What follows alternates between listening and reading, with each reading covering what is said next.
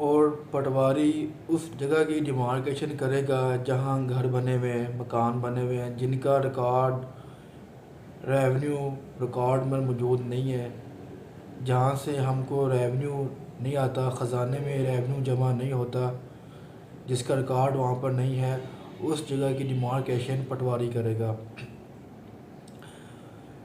और जिस जगह से हमको रेवेन्यू कलेक्ट होता है, ख़जाने में रेवेन्यू जमा होता है और उसका अंदराज भी, उसका रिकॉर्ड भी लैंड रेवेन्यू के पास मौजूद है, उन सब की डिमार्केशन, हद बरारी, निशानदेही लैंड रेवेन्यू ऑफिसर करेगा।